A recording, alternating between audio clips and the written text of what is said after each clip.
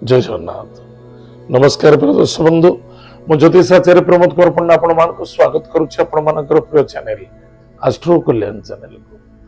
प्रिय दर्शक बंधु, जो व्यक्ति मान तो चैनल को देखुचंती सब्सक्राइब करना सब्सक्राइब करंतु, लाइक करंतु, अधिक अधिक शेयर करंतु। एबे आसंतु जानिबा देवगुरु बृहस्पति चलन 5 डिसेंबर 2025 मसीहा संध्या 5:25 42 सेकेंड रे देवगुरु बृहस्पति कर्कट राशि मिथुन राशि को गमन करेंगे।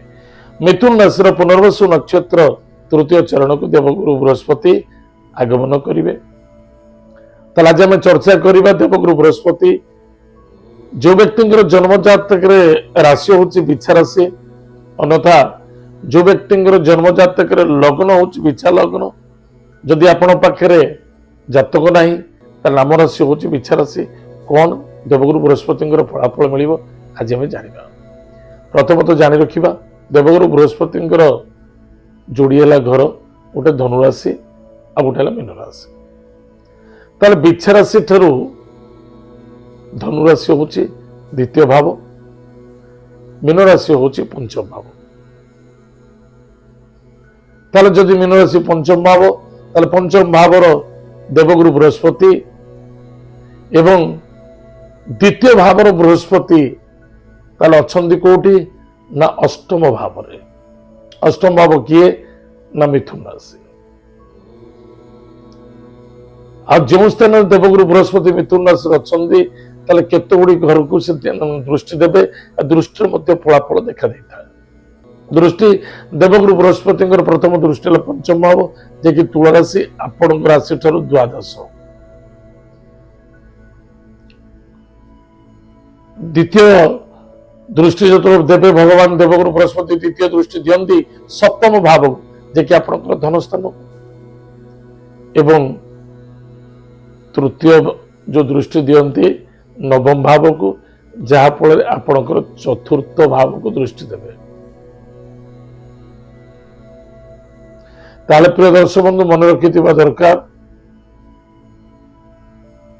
आपण आपणकर कर्म एवं कर्तव्य रे कौन सी अवहेला रखंतु नहीं। निष्ठावान सहित कार्य करंतु, आशा न रखी फल आशा न रखी कार्य करंतु, अधिक फल प्राप्ति हो।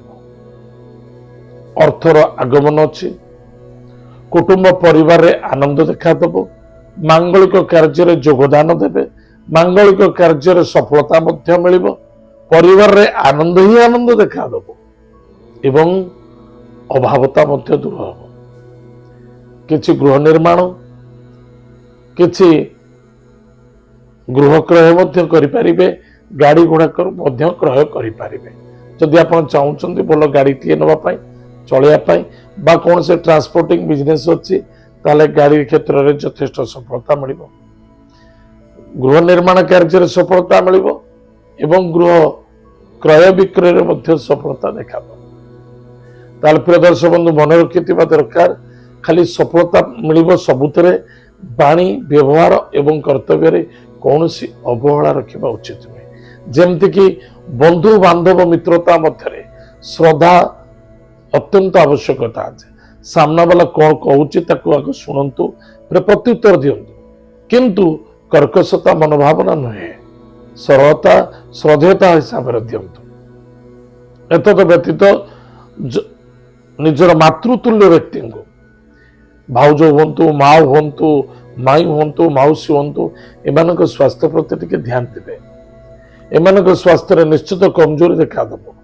बंधु बांधव मध्य कौन सी श्रद्धार वंचित देखा दब एवं कौन सी आशीर्वाद वंचित देखा दब। कारी स्वास्थ्य को नहीं चिंता मध्य बढ़िबार संभावना देखा दउछ। सेतरे किछि खर्च मध्य देखा दउछ।